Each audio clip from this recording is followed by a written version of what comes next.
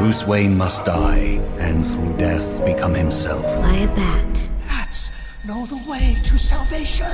No, you are now one of us. You're still alive, are you?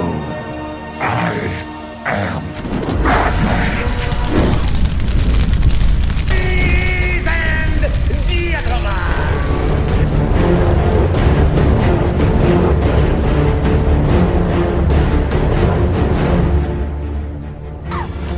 Get those wonderful toys.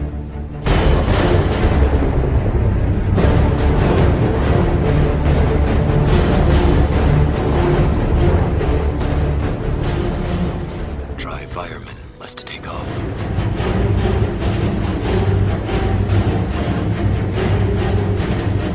I am vengeance. I am the Knight. I am Batman!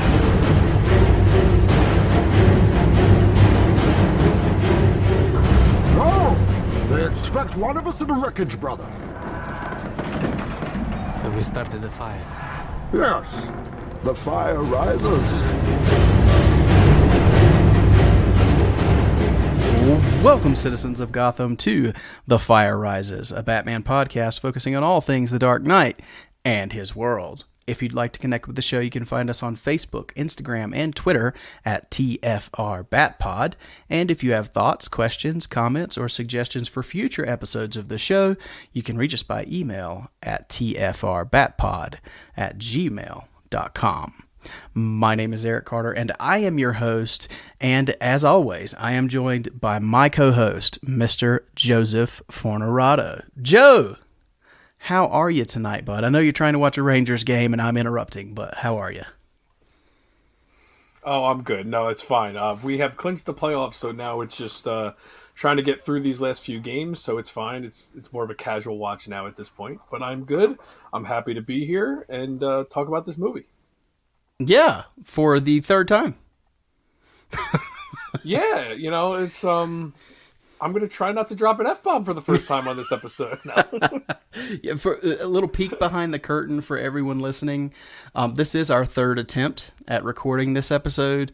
If there are two banes of the existence of podcasters, the biggest one is, of course, scheduling. And I would say second, but not too far behind, is technical difficulties. And I have had a slew of them this week. So this episode was originally intended to drop Sunday. You guys are getting it much later than you would have. You're going to get it on April 5th if everything goes well here. So yeah, a couple days late, but that has given you more time to watch what we're going to talk about today, because we are going to dive into the new DC animated film, Batman, The Doom That Came to Gotham.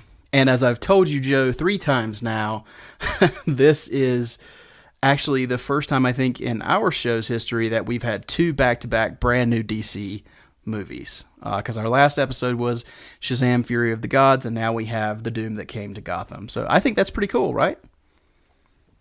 Yeah, and I mean, our conversation should be very in tune because we've had chances to rehearse now. So you would hope that we are perfect. We are, brilliant podcasters at this point. We've refined everything, and this is going to go very smoothly this time.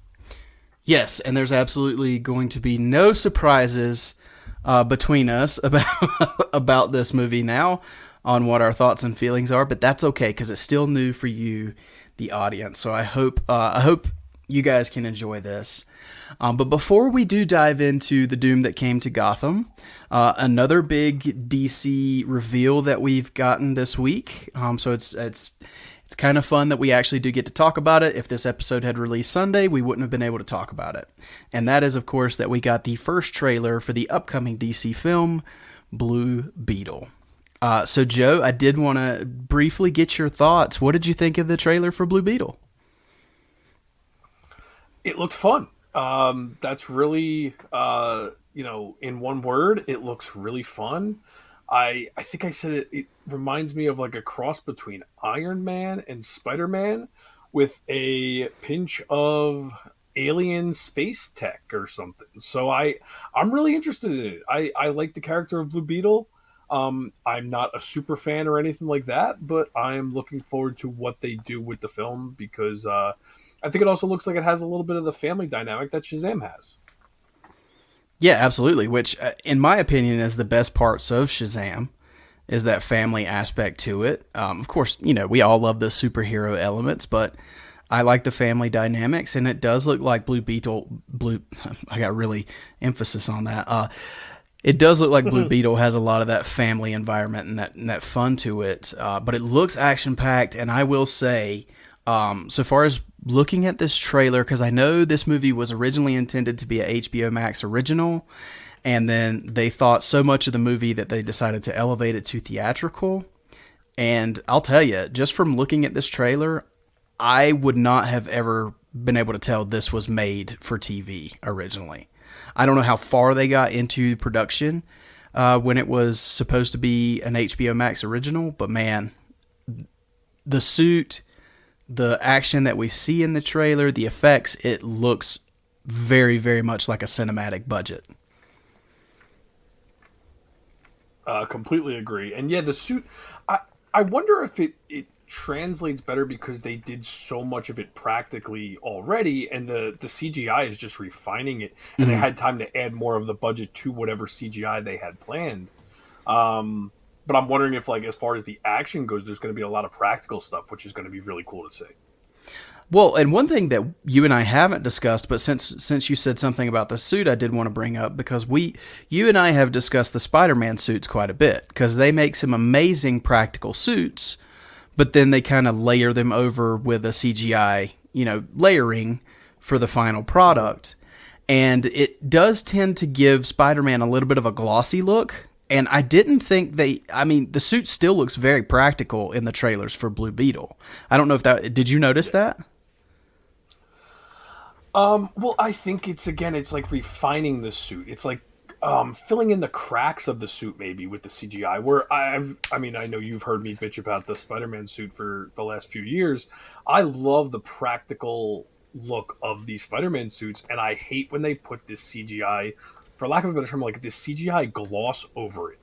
And with Blue Beetle, I think it makes more sense because it is again, it seems like everything is like nanotech now, but it is like a nanotech suit basically. It's the Scarab is creating this suit, so it makes more sense for it to be like that. And I guess in the context of the new Spider-Man films, it makes sense. I just prefer the look of the practical. But here, yeah, it looks theatrical without a doubt. The effects look great, and it's for a first trailer. The effects look great, so that's even more promising. So yeah, because that's usually your roughest look. Exactly. Yeah.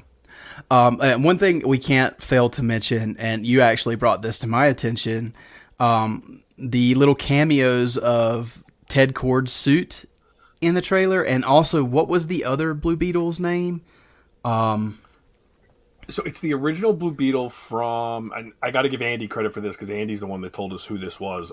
It's the original Blue Beetle suit from like the Golden Age, which wasn't even DC Comics. It was Charlton Comics, yes, the ones that were brought in at Crisis. So when Crisis happened, they brought those characters into DC continuity. I don't remember the character himself's name. It's not Ted Kord though. It was. We talked about it in the group chat the other day, and I can't remember. Yeah, I don't remember his actual name. I'm sorry. I'll try to look it up real quick. But yeah, either way. But it's nice that even if we don't get Ted Kord in the movie, which I think we may, I'm not sure yet. But it's nice to see those. They're at Kord Industries. Yeah. So they're getting those nods in. There's got to be something to Ted Kord. Like they have to, even if we don't see him in a flashback or something, he's going to be mentioned and he's going to play a big part, I would assume. I would assume so as well. But yeah, I'm super excited for Blue Beetle. It looks like a lot of fun. I think the trailer actually kicked up my excitement because I was happy we were getting it, but then I got this trailer and it looks like a blast. So, but that is coming August 18th. So, we got Flash and then we have Blue Beetle. So we've got plenty of DC goodness this year. But speaking of Dan DC, Garrett, just before we move on. Okay, yeah, Dan Garrett. Thank you for looking that up. But yeah, speaking of new DC goodness, we do have a brand new DC animated film, and that's what we're here to talk about today. I know a lot of people don't watch the new animated films immediately, so of course we will talk about this movie in spoiler-free fashion for a little while, and then we'll let you know when we're going to jump over that spoiler wall, and you'll be warned, so if you want to hop off and go watch the movie and then come back, you can. But we'll let you know in plenty of advance notice. But yeah, Batman, The Doom That Came to Gotham. This came out last week now. I can't remember the exact date. Let's see. It was last Tuesday, wasn't it, Joe? So that would have been... Yeah, it was last Tuesday. Yeah, the 28th. So it came out March 28th. This was an instant purchase for me because I really, really enjoyed the book, and we'll get into that a little more. And Joe, I know that you had never read the book, but you read the book after watching the movie. Tell me a little bit about your decision making in that. Well, I had no preconceived notions going into this film at all. I had no prior knowledge to what the book was based on. And even from watching the trailers, I still just thought, oh, this looks kind of like a Gotham by Gaslight adjacent project. And I kind of looked forward to the fact that I knew nothing about it. And I embraced that going into this. So I purposely did not read the book. And I went in as cold as possible. And I'm glad I did because I was kind of along for the ride with the insanity of this movie. And even while we were watching the film, like I texted you, and I think you said something like, you don't, do you like Lovecraft, or are you familiar with Lovecraft? And I didn't even know what the heck you were talking about. Like, that's how blind I was to this, to the nature of Lovecraft. Like, I didn't know anything about it. And so I really loved the fact that I knew nothing about this. And I think it made me enjoy the film that much more because I felt like I was in Batman's world getting introduced to all this crazy stuff at the same points that Batman was when I was watching the movie. So that was really cool. Yeah, and then to follow up on that, since you did read the book after the movie, and this is kind of a tangent, but what did you think of the book upon reading it? I know I don't think you liked it quite as much as the movie, but did you like it? Well, so I knew that our friend Ryan Lauer covered it on the Batman Book Club, so I purposely waited till after I watched the movie to then read the book and listen to that episode. And I'm so glad I did it that way. One, because I got a full tutorial of Lovecraft from Robert Reinecke, which God bless Robert, because he is just a plethora of knowledge. And I think we said the first half hour of that episode is just Robert schooling everybody on Lovecraft, and it was great because I got it's a Lovecraft dissertation. Yeah, it was perfect. So, just upon that was great, and then I enjoyed reading the book afterwards, but I think the movie does a better job with some of the characters than the book did, and I think it's pretty faithful. It's a pretty good adaptation of the source material, but I'm still, even after reading the book, I still am glad that I watched the movie first, and I think the movie improved upon it, but not in a drastic way like I know a lot of people say Gotham by Gaslight, the film, is much better than the book, or it improved on it in drastically different ways. I think this one is pretty similar, but I just think they made a couple of little tweaks that I thought were really good. And even some that might have been lateral moves that might have bothered you, as we'll get into it, they didn't bother me because I had no reason to think that something was changed or why that would be the way it was, because I just took it for what it was. Right, yeah, and that makes a lot of sense, especially knowing that you hadn't read the book. So in some ways, I wish I could have had that approach, like a fresh take on it. But then again, I mean, I really enjoyed this movie quite a lot. I have nitpicks, but they're small, and they're so small that I can't even get into those until we get over the spoiler wall. But yeah, it's fascinating because I was very much looking forward to this movie because the book is one that I really, really enjoy. It is very Lovecraftian. It's kind of a creepy horror elements mixed with a very almost early days similar Victorian, not quite Victorian, but that look of Batman that he kind of has in Gotham by Gaslight, as you said. And actually, to be honest with you, it's kind of a parallel, and I didn't even think about that until you just said it. But it's kind of a parallel of how I feel about Gotham by Gaslight going from book to film. I really enjoy Gotham by Gaslight, the book, but I think I enjoy the movie just a tiny bit more because of how it expands and changes the story a little bit. Now, so far as the end of the story here with the Doom that came to Gotham, they don't really drastically change it like they did with Gotham by Gaslight, but there are subtle changes. And then some of the other subtle changes throughout the story, I think, expand on some of the characters and also just give the movie a little more time or the story a little more time to breathe, which I think really works out in this case. You and I have touched on it a few times talking to each other, but the hour and a half runtime, because they do use the full hour and a half versus the 77 minutes that we sometimes get, I think they really used that to their advantage. It didn't feel overly long, but it also didn't feel rushed. I think they had plenty of time to expand this world. I completely agree with that because I feel, like you said, it's not rushed, but I think if it was down to like a 75-minute, it might have been too fast-paced, where here it moves, but it also, it doesn't feel...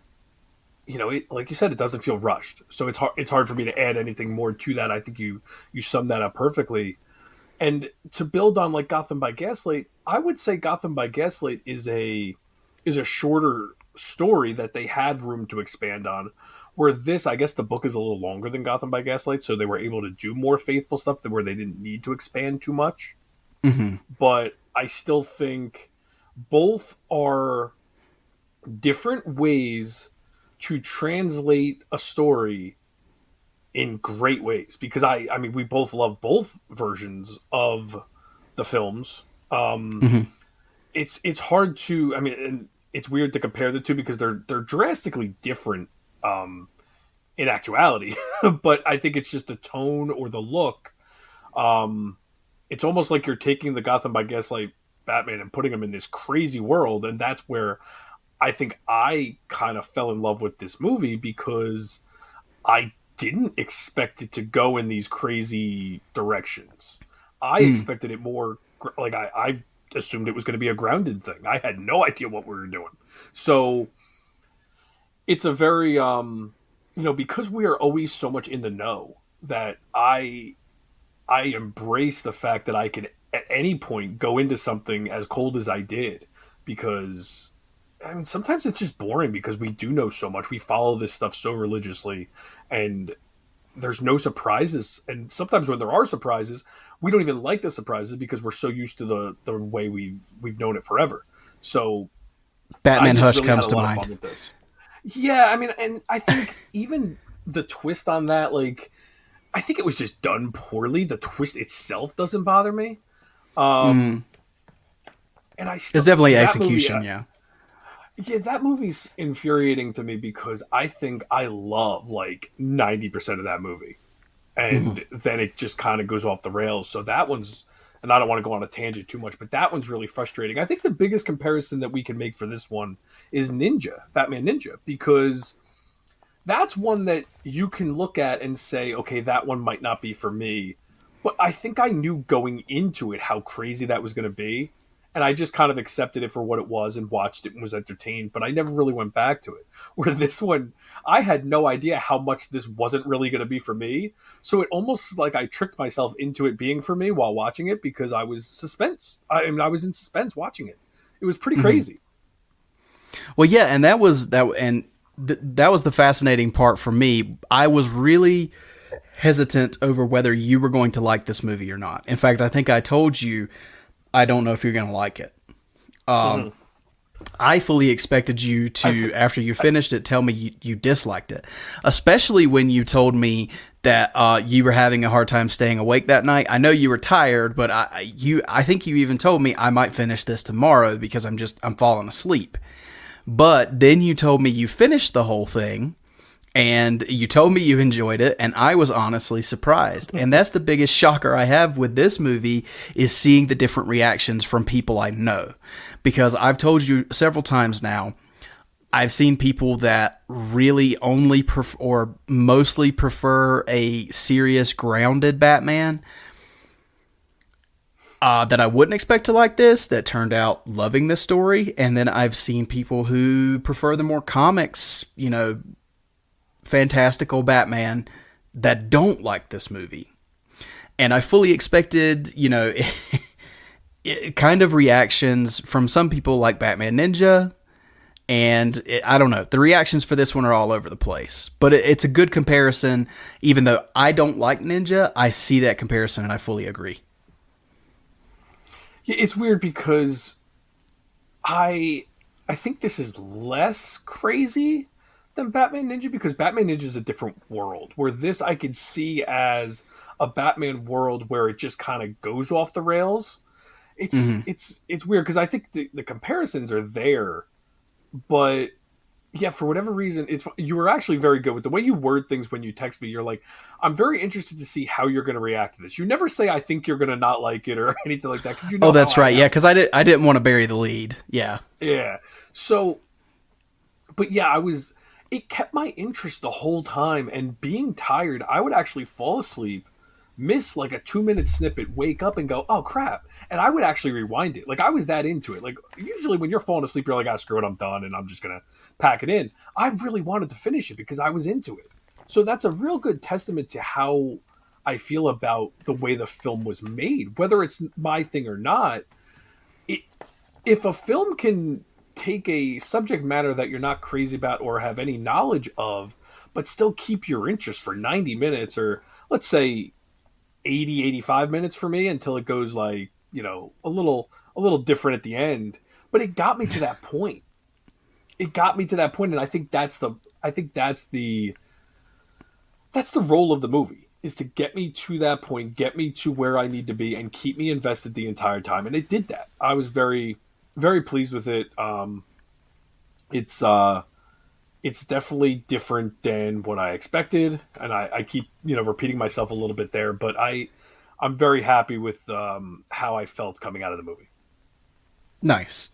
Yeah, and I agree with that. And so I don't know that there's very much more we can say without getting into spoilers. But before we do get there, I did want to mention, I wanted to talk about the voice cast because I think they were really good, and I did want to mention the animation. So kind of to start with the voices there, and this is the third time Joe and I have talked about this. So, but the Batman voice by David Gintoli, I think he did a wonderful job, and I was kind of pleasantly surprised because I have no knowledge of him.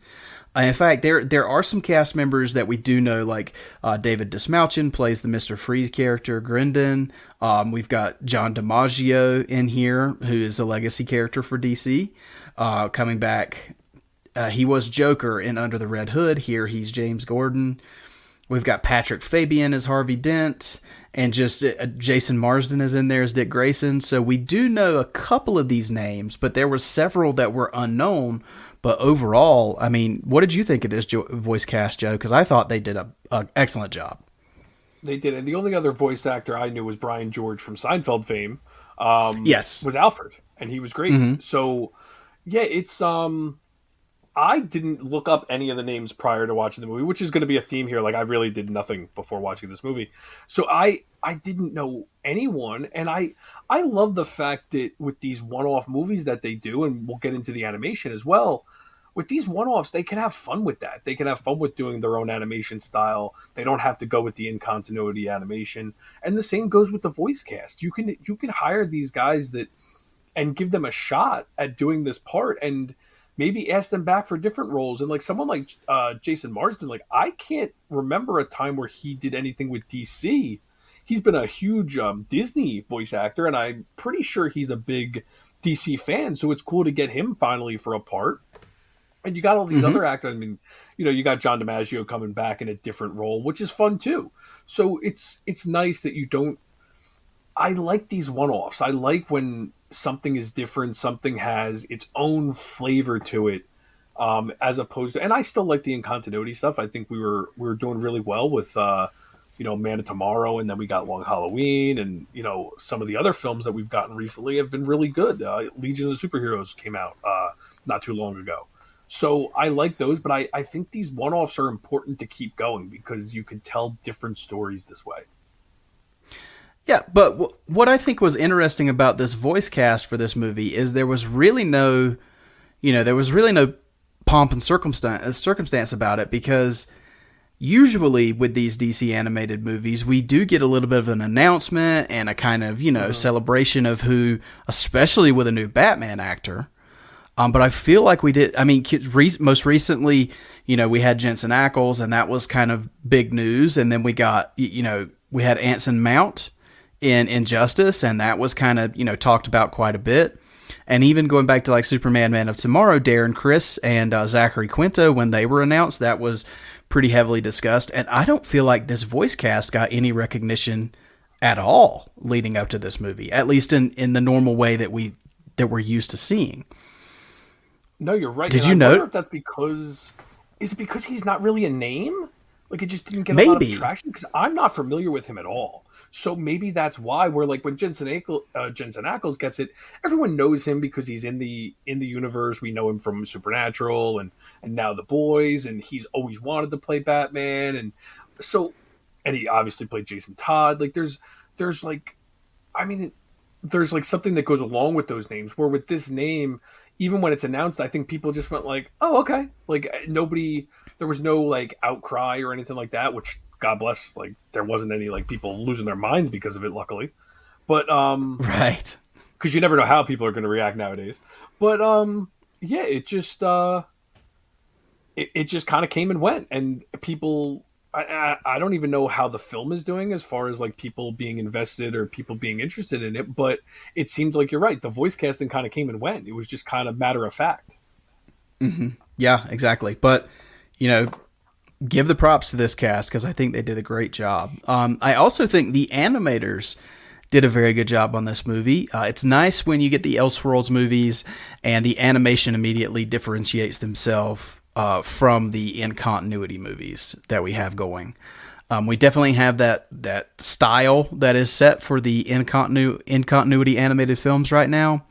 And then you do get films like Battle of the Super Sons, which is that CGI, very different animation. And then you get this animation, which is kind of similar to the Gotham by Gaslight film that we got. But I thought it really fit the creepy vibe they were going for, and the tone of the movie. I thought fit this animation really well, and I thought, yeah, it was very good. I enjoyed it quite a bit. What did you think of the look of the film? Same, yeah, it definitely had that vibe to it that Gotham by Gaslight had, but yeah, it gives it that own flavor. Again, like it's differentiating it from the rest of the pack, and. Yeah, I don't really have anything else to add other than what you said. I just, again, I like when they can do their own thing with these. These one-offs to me are very important because it allows them to tell stories that they wouldn't put into continuity, and it lets them do their own thing. And like a story like this, this story was never on my radar. So when you make a film like this, it puts the book back on people's radar too, which is cool. Yeah, I agree. And whenever I think about Gotham or the Doom that came to Gotham, I get images in my head of kind of the Mike Mignola covers and the Troy Nixie art that's inside the books, which is similar to Mignola style. And it's kind of like Gotham by Gaslight. I'm glad they didn't try to emulate the style, but kind of just gave winks and nods here and there to kind of resemble it a little bit, because I don't think that would have been a good choice to try to translate that style from page to screen. And you having read it only once, I don't know if you have anything to weigh in on that, but yeah, that's I like the style they decided to go with. Yeah, I have no problem with the style they went with, and yeah, I don't really have much to say about the art because I did only read it the one time, and honestly, before I read the book, I always just assumed Mike Mignola did the art as well until I heard Ryan and Robert talk about it on Batman Book Club, because I hear Mike Mignola's name, I just assume he's doing the art. It never even occurred to me that he didn't do the art. Yeah, I mean, he did the covers, and I think the covers are the part. I think that's what stands out about the books, and that's nothing to take away from the interior art. It's great, but yeah. But anyway, I think we've said about as much as we can say spoiler free. So Joe, I think this is a good time to kind of get over the wall, unless you had anything else you wanted to mention. Nope, let's get over the wall and get into it. Okay, so if you haven't seen the movie, this is your final warning. Take a break from this show, go watch the movie, come back, and finish up with us as we dive all into the spoilery aspects of the movie. But this is your final warning. 3, 2, 1. All right, we are over the wall. So Joe, I did want to start with getting my nitpick out of the way, because it is kind of the only problem I really have with the movie, and it's not even a huge thing because I kind of got over it kind of quickly, but it's just a preference thing. In the movie, we do get some characters that are palling around with Bruce Wayne. He's picked up these orphans along his travels. He's actually never been Batman before. He's on his way back to Gotham, and he is going to be entering his first and what turns out to be his final mission as Batman. And he has these orphans with him. He has Dick Grayson, he has Kylie, and he has oh man, I'm blanking. Sanjay. Sanjay, yes. He has Sanjay with him as well. And in the book, it is Dick, Jason, and Tim. And I don't mind like race swaps or anything like that. Absolutely, that representation is great. But I do think changing Jason and Tim to Sanjay and Kylie just kind of took away that little bit of familiarity to the characters and a little bit of the tugging of the heartstrings, because as Batman fans, you know this is a different version. But if you see Bruce Wayne and he has, kids with him named Dick, Jason, and Tim, you automatically have a connection with them. And when those three die horrific deaths in the movie, it just, I don't know, it took away just a little bit of the impact. 2. Yeah, you're right. You're right. Jason when and Tim you died have in their those, heart. They did, yeah. And Kylie survived, but when you have those deaths, it just, I don't know, for me, it didn't quite have the impact that it would had it have been, Dick and Jason.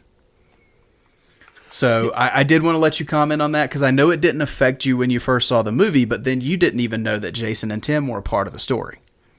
Yeah, and that's one of the advantages for me reading the book after, because to me it made perfect sense for them to change these characters and give them names that fit with the story they were trying to tell, where Bruce is picking these characters up in different parts of the world. So it made sense to give them different characterizations, and I had no issues with it. I mean, Sanjay is clearly Jason. It's their version of Jason, and Kylie Kane is an amalgamation, in my eyes, of Carrie Kelly and Cassandra Cain. They even go as far as calling her Carrie accidentally at one point. So what was her name? Was her name Carrie? They accidentally called her Kelly at one point. I think that's what it was, maybe. Something like that, yeah. So it didn't bother me at all, especially since, I guess if you know the characters as Tim and Dick, and Jason, you're bringing that emotion that you have in context of the books and all that for when they do pass or when they're killed. But I didn't need that, I don't think, in this film. It didn't bother me either way. I have no issues with what they did, and I still felt their deaths. I mean, it wasn't like it was a tearjerker or anything, because they do die so early, but you feel it. You feel it as much as I think you're supposed to feel it in the context of this film. And I think you more feel it when Dick finds Sanjay. That's when I felt it the first time, when he sees the body and then Dick is next. Like that's pretty messed up how it's done that way. And then I don't know if you want to get into as far as the other one change that I remember questioning because I found it like, why would they do that? Is Mr. Freeze is actually in the book. He is not named Grendon in the book. He is named Mr. Freeze. And so clearly the character of Grendon is Mr. Freeze, but they don't name him that. So while I'm reading or while I'm watching the movie, I'm like, okay. Or I guess it was while I was reading because that's when it hit me. I was like, all right, why would they change that? So I'm like, there has to be some significance to Grendon.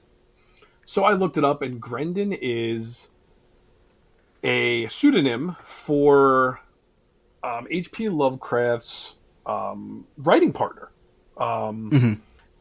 His name was August W. Derleth, or Stephen Grendon. So that was their way of paying homage to that person. And it's kind of almost like a Bill Finger, Bob Kane type of deal. And I don't know if it's that extreme, obviously.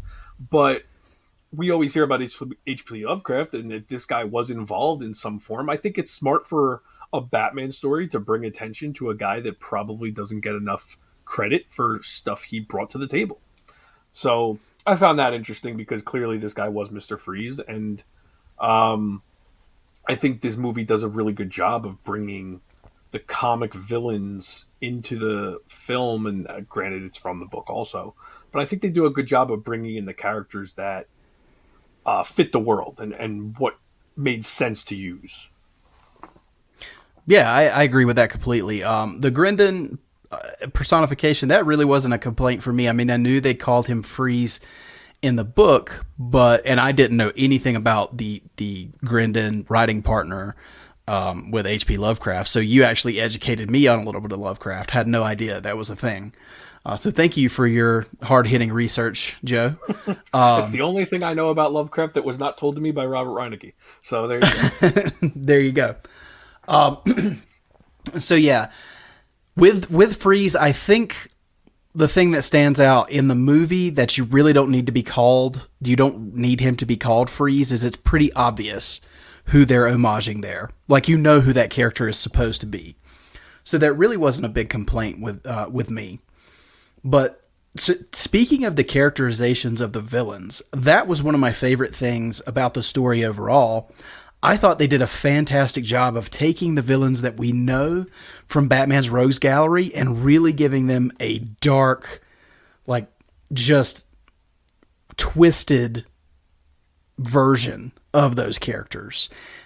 And I know that was one of the sticking points for you. One of the things that you first talked about with me was how they personified the characters.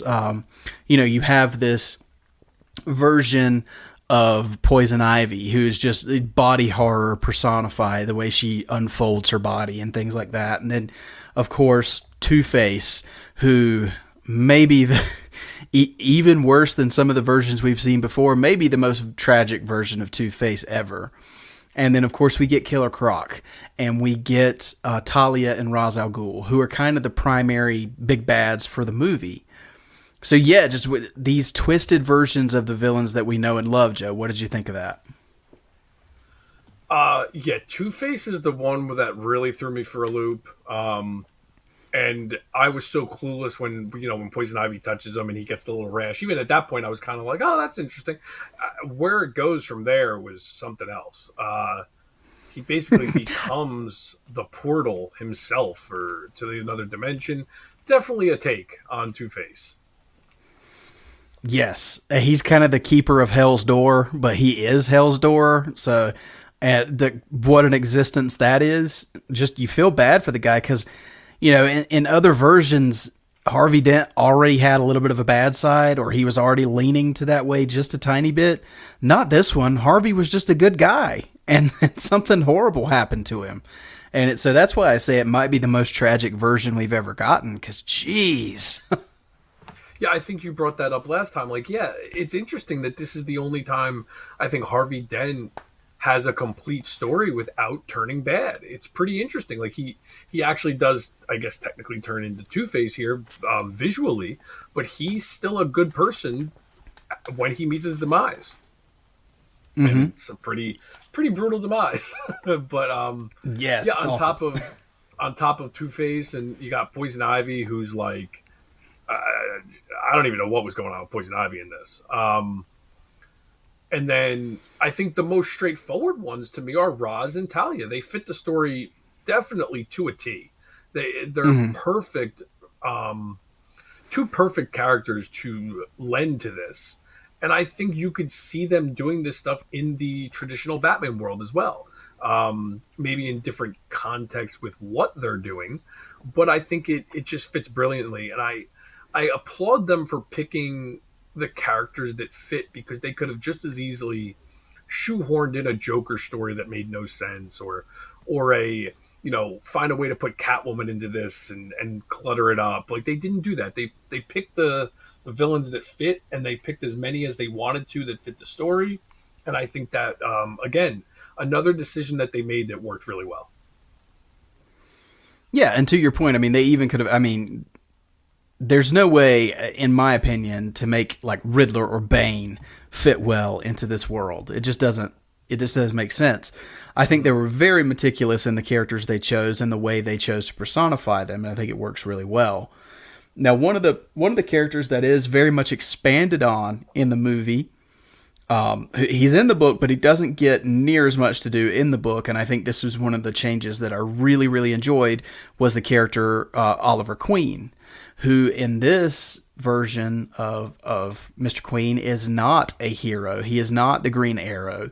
He's a playboy. He's not from another city. He's from Gotham. He grew up with Bruce. It was kind of a trio there of Bruce, Harvey, and Ollie. And they were the Silver Spoon kids who grew up together. And, we come to find out that Oliver's dad, which we don't find out until later in the movie, but Oliver's dad and Thomas Wayne and Oswald Cobblepot and the ancestors of Killer Croc were kind of these well-to-do families that ended up causing all these problems that we see in the movie through these just very nefarious and kind of demonic things that they do. And Ollie is kind of just a drunken slob of a playboy in this movie. And he has such a heroic turn that I really love the portrayal they had of Ollie in this movie. I mean, his sacrifice means a lot when we come to it. I think he gets maybe the coolest costume in the entire movie. So yeah, I mean, I know you liked Ollie's portrayal here too. So what did you think? Well, I did. It's interesting you say like he's a drunken slob. Like, they start him out lower than the book, but finish him out higher than the book. Like, in the book, he's just kind of there. Mm-hmm. And I think even as the drunken slob, you could tell he still has a heart, and he's really, like, he's letting them stay the night because stuff is going on at the mansion. You could tell he cares about Bruce. He's a very entertaining character. And then, he gets this great arc at the end where he gets this beautiful hero moment. And, an awesome costume, like a Knight of the Round Table type of deal. I personally love Ollie in this, and you could argue that, like, he's the one that kind of is the most out of place in this Batman story, but I think it's an interesting take on the character, and I think it works fine. And he doesn't like take over the book. He doesn't, overshadow anyone, but he plays a part in this history of Gotham, in this particular Gotham, and I think it works really well. And I definitely prefer what they did with him in the movie as to because the book, he's kind of a throwaway character. I want to say the history of the character is still there in the book. That's like, he's there just to serve the plot, if I remember right, in the book. Where here, he has more to do. Yeah, he is very much just a big name plot device in the book. But yeah, I like that. And that's another thing I think they did well, was they took a story element from the book, and I think they probably needed a good expansion for runtime, and that was perfect. Sometimes that's not done so well. Here, I think they did a great job with it, because you really get an emotional attachment to Ollie in the movie, and then ultimately what happens to him is just impactful. Mm-hmm. But speaking of impactful, we were talking about the families, and the whole beginning of this was Oswald Cobblepot. We see him at the beginning of the movie, and we find out that he is part of several of these well-to-do families that kind of made this deal with the devil. And, they have started us on this path that we come to at the end of the movie where Roz is trying to open this portal to another dimension and release this Cthulhu monster onto our Earth, who is kind of a, sentient evil creature. And the impact of the conversation between Bruce and Thomas Wayne, because we get this dream sequence where Thomas actually talks to Bruce and explains everything to him, which, while being creepy at one point, is also, I think, pretty emotional and impactful. So what did you think of that with Thomas? They don't dirty Thomas up as much as, more recent things have, but there is kind of that slightly Thomas isn't as clean as we've seen him before kind of aspect. What'd you think? Yeah, it's very similar to, and I don't want to say like they basically have their cake and eat it too, where they make Thomas an interesting character without completely dirtying him, where it's almost like the Batman, where he makes a mistake, he recognizes the mistake, and unfortunately he doesn't get to make it right before he's killed, or he tries to make it right and then is killed. And I think it works really well for this story. What's interesting with the families is we got to mention too that they chose to make Killer Croc as one of the other families, right? It's Killer Croc, Thomas Wayne, Oliver, and Harvey, right? Those are the four? Well, Oliver's dad. Oliver's dad, yes. And Harvey's... Harvey's Cobblepot? No. Cobblepot, sorry, Croc's so ancestors, yeah. So Harvey's not one of them. It's Cobblepot. Killer Croc, making him the other one was interesting. Yeah, that's probably the biggest elevation Killer Croc's ever gotten. But yeah, I like what they do with Thomas. I think it's okay to make Thomas this interesting character like that. And I don't like when he's dirtied up completely either. But him making a mistake, and then it's really like you said, the whole crux of the story, and Oliver's redemption, where Oliver knows that it's his father that kills Bruce's father, and him trying to redeem himself for that, and really just feeling bad about it until the minute he dies. Yeah, completely. And you know what? Speaking of how we got to the whole Thomas and Bruce meeting, we've got to talk about Oracle. We've got to talk about this world's version of Barbara Gordon. She is legit an Oracle here. She's in Arkham. Bruce has to go see her, and through her, he sees this vision. And my goodness, what a disturbing scene, and what a disturbing take on Barbara Gordon. Now, I know you're a Barbara Gordon fan, as I am too, but I think you may be even a little bit bigger fan than I am. So this version of Barbara, what did you think of that? I think it falls into that category of not my thing. But I like that they found a way to get her into the story, and still, it's different, but it's still, to an extent, it's still Barbara. She's still bringing something to the table. It's like they're. It's like a I don't even know if homage is the right word, but it's just like they're just finding a way to have fun with the character in a different way, and I'm okay with that. She's not in it very long. No, she makes a phone call early on in the movie, and you don't even know who it is at the time, and they kind of like hint at it a little bit. But yeah, I think it's fine. I really don't have too much to say about her in this in general, but I think it's fine to just have a way to bring her into the story, to play a part, not a huge part, but why not make this character Barbara? Like, it kind of makes sense. Well, I think it's clever to take, an actual personification of what her second alter ego was when she became Oracle in the comics, to actually make her a kind of psychic being. And one that has visions and things like that, which is actually what an Oracle is. I think that's just clever. So yeah, I mean, definitely not my preferred version of Barbara, but for Elseworlds, hey, it works. I think it was very effective and damn creepy.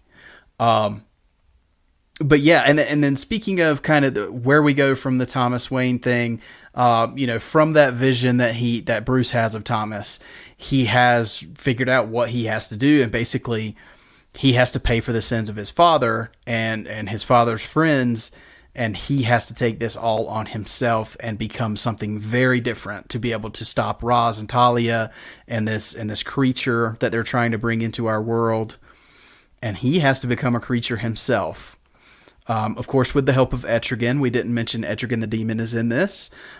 He's in the movie earlier on. He gets kind of trapped in a genie's bottle, and then he's released in the climax when Batman is fighting Ra's al Ghul. But yeah, I mean, this climax here, Joe. I know this is probably the part you were the least into, was everything that happened at the end. But with Batman becoming an actual creature and Etrigan and this Cthulhu monster, give me some thoughts on the end of the film here. Well, I think it's just where I don't want to say I checked out, because I think that's unfair, because the movie kept my attention this whole time. The movie has to lead to somewhere. And for the people that are into this because of their fandom of Lovecraft, or their enjoyment of Lovecraft and what they want, they're getting what they want now. So I think the film has to do this. This is what it's leading to. Just for me personally, the ride was much more interesting than the conclusion. I had much more fun going on this journey than I did getting to the end where Batman becomes the actual Bat, and it's like, where do we go from here now? And this is, I think, what's fun about a one-off story. It doesn't need to go anywhere now. Like, it's Batman's one mission. He completes it. It concludes with this crazy, finale, and I'm okay with it. It's just not my thing. I'm curious to see how, now that I've enjoyed the journey, but the ending wasn't really for me, and I'm curious how much I may go back to this because of that. Where I'm curious, like I think we talked about how if this becomes like a Halloween viewing for me, maybe that'll bring it more around for me. Like that's more of a reason to do it. But I'm very curious after one viewing how I'm going to think the more I look back at it, because I was really, really into it. And I think if I stopped 80 minutes into it, I probably would have had it really high in my list. But I think now looking back, the ending is just different for me. It's not my thing, to the point where, again, I'm kind of like beating around the bush here. I think I'm waiting to see how this goes as time goes on.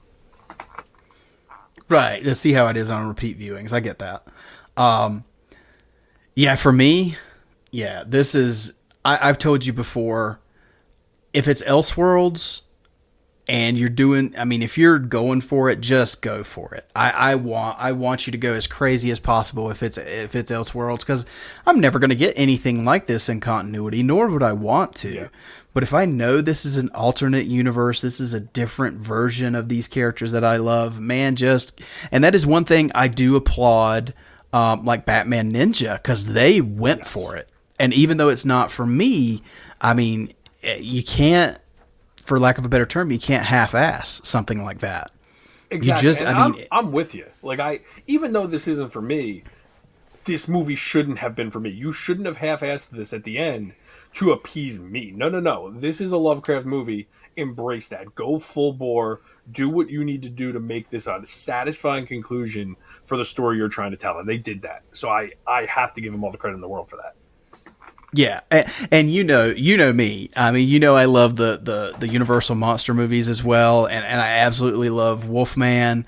So anytime I get a dude transforming into a creature and just going ham, I love it. So even though it's Batman, Batman basically turning into Man-Bat, go for it. And I thought it was executed very well.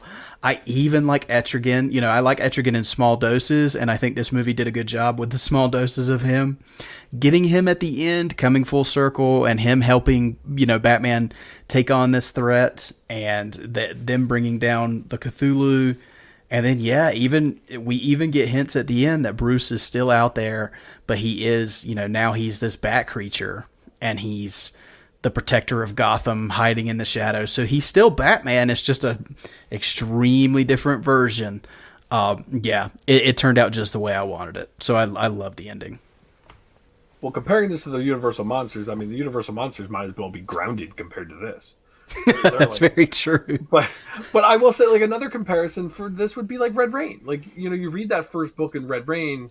To me, you know, there's 3 books, but the first one, the journey to me is what had me. And then it gets to the end, and I'm kind of like, oh, where do they go from here? And they go some places in the next 2 books, as we've come to find out. And it's still fun. They find their way to do it, but I think it was never as good as that first, the first book where you're getting to that journey. And here, I think it's the same way, where I really enjoyed the ride. The ride was so much fun. But yeah, once it gets to that point, the mystery is over for me, because it just got a little nuts. And again, it should have. I'm not taking away anything from the story at all. But I think it's more, I enjoyed the ride so much more than I expected to, that I'm wondering how I would have felt if I knew where it was going. That's another way to think about it. Like, if I did know more about this going into it, would I have even enjoyed the ride the first time? Yeah, and Red Rain, to your point, that's a great point, because as much as we compare it to Gotham by Gaslight, I think because of the look, especially the steampunk look of Batman, Red Rain is probably a closer comparison, because that's this supernatural element that they're going for. They really go for it in that story as well. Yeah. So yeah, good call out there. I think that's a great point. But even that, well, I don't know. I mean, maybe the first book. The first book, not the next 2. So yeah, but I think that's a good place to tie it up here, Joe. I don't know how much more we can say than we've already said, unless we just went beat by beat and talked about the entire story of the movie. But I do want to leave a little bit of something for you guys. So absolutely, if you haven't seen it and you decided to listen to the spoiler section anyway, I implore you, go check it out. See if it's for you, because you may end up like Joe. You know, this is not really your thing, but you ended up enjoying it anyway. But having said that, Joe, I wanted to give you a chance. You know how we do these reviews. I wanted to get your final thoughts on this and a Batarang rating. So go for it. Let us know what you think. Well, this time I was actually prepared for a Batarang rating. Usually I totally forget we need to do this, and I'm like thrown. But no, I think I'm at it seems low for me, but I think I'm at like a 7.5, where that's kind of like right on the cusp of 4 out of 5 stars. Like it's right there. I think a 7.5, maybe like a B. I don't know, B minus. But I liked it. It's just not. It's not quite one of my favorites in general, but I think for something like this, where it's just bonkers and really just balls to the wall, craziness with the, just totally, it's obviously Lovecraft. What's the word I'm looking for here, as far as like, the opposite of grounded in every way. It's just not quite my thing. But I applaud what they did, and I think these Elseworld stories are where you should be doing this. I think it's perfect time to do this. We had mentioned, I guess, the prior times we talked about how malleable Batman is, and this is a perfect example of, like, you're introducing a Batman fan like myself, who would never know anything about Lovecraft whatsoever unless he watched this Batman movie. And I think when Batman can introduce us to other, pieces of history, for lack of a better term, or just other genres in general, I think that's really important. And I think that's what's great about Batman, is he can bring us to this other stuff. Like, I would have never watched anything anime if it wasn't for Batman Ninja. That's really cool with Batman. And so, yeah, I'm at a 7.5. I definitely recommend this, because it's not something that I would have expected to enjoy, but I really did. And I think anyone that watches this could go either way. You either buy into the journey, and you might be a little let down by the ending, but I still think that journey is so much fun. And I think that's the point, is the ending is supposed to be crazy because it's not what you expect if you don't know anything going into it. So I recommend it. Yeah, I'm at a 7.5 out of 10. I think that's a pretty good rating for something like this for me. And yeah, I hope people check it out, and I hope people find something to enjoy with it. Nice. Yeah, for myself, like you said, I mean, the malleability of Batman is one of my favorite things about him as a character. I tend to really be bothered when people just paint Batman in a box and they don't want to open up, their blinders and they just want him to be one way and anything else is unacceptable. It's a real big, really big bothersome point of Batman fandom for me. But I am the complete opposite. I want as many different versions of Batman as you can give me. That's why I'm so excited to have, the Pattinson Batman continuing, and we got Keaton coming and Affleck, and we get this new Batman in The Brave and the Bold. So yeah, the more Batman, the more different variations, the better. And this is about as different as you could possibly get. It's wild. I love the body horror elements of this film, the creepy aspects of it. The Lovecraft homages are great. And then, yeah, I had a wonderful time watching this from start to finish. I was never tempted to look at my phone, never got bored. I just thought this was an hour and a half of an awesome, creepy Batman story. The only nitpick I did have, I explained earlier, was the characterizations of Bruce's orphans. But that's tiny. And at the end of the day, it still worked in the film. So for me, I enjoyed it even more than the book. It's a book I love. So for that, I mean, I give this 9.5 out of 10 batarangs. It's for me, this movie is just slightly off from perfect. So it's one that I will definitely revisit often. I look forward to adding it to my Scarathon rotation. So yeah, there we are. I think this is the farthest apart that you and I have ever been from a movie score-wise, Joe. Yeah, and I think if that was ever going to happen, it was going to be in a movie like this, where I think that is where our tendencies do differ the most, is those kind of things. So, but still, 7.5.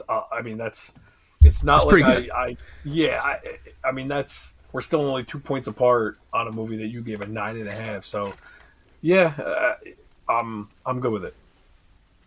Yeah, I mean, if your cinema score, then yours is probably a really bad review, but.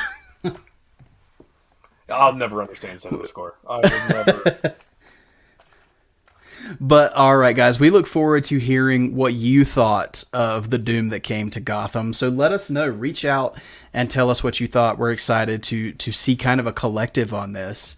But we're not quite ready to leave you guys yet, because we do have a listener email that I wanted to make sure we got to. And this is another benefit of having to re-record, Joe, is that we had a chance to read our email here.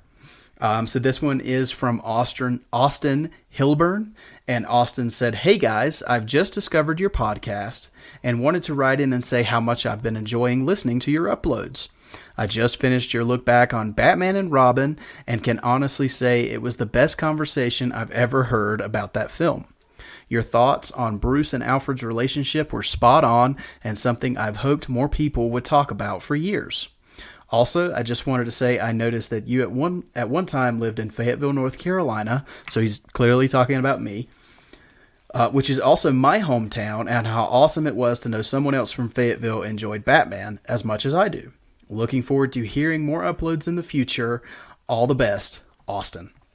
Well, Austin, thank you so much for your email, and I see that you're a Fayetteville resident.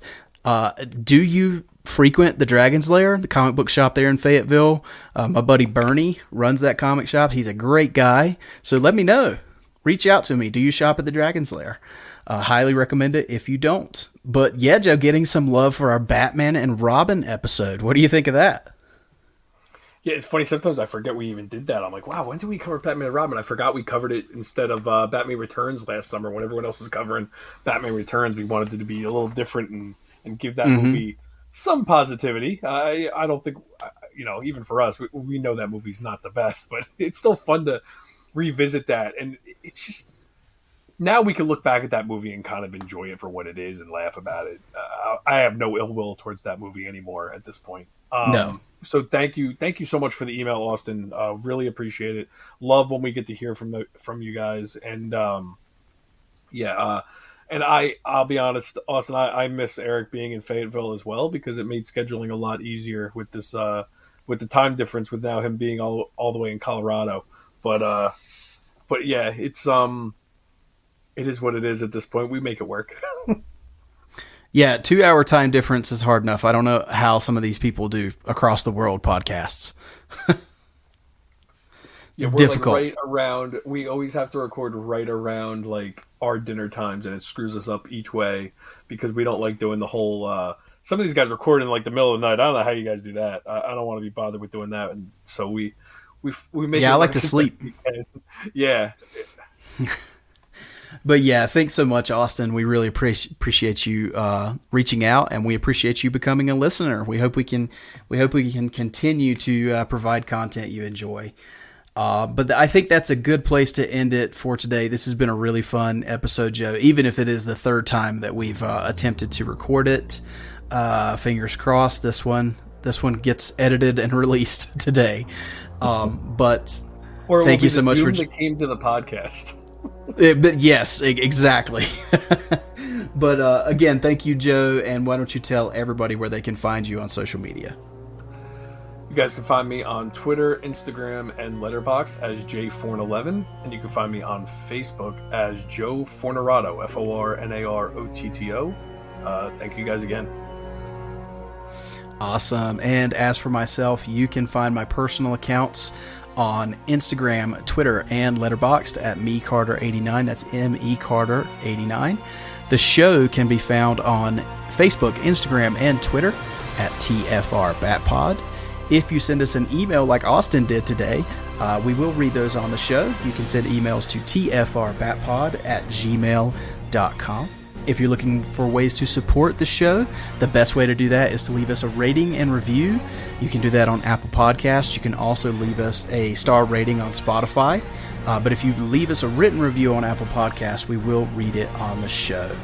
Another way to support us, and we don't ask that you spend a dime on this show, but if you would like to, you can go to redbubble.com and search Shop TFR. That's all one word, and you can find our logos created by Justin Kowalski on all kinds of fantastic merchandise there. But that'll do it for this episode. So thank you so much for joining us to talk all about Batman, the Doom that came to Gotham. And until next time, make sure you keep that bat signal lit and pointed skyward. Batman was created by Bill Finger and Bob Kane and is the sole property of Warner Brothers Discovery. The Fire Rises, a Batman podcast, is in no way associated with Warner Brothers Discovery, DC Comics, or DC Studios. The thoughts and opinions of the participants of this show are their own and do not represent the companies that they work for. Thank you for listening. We'll see you on the next episode.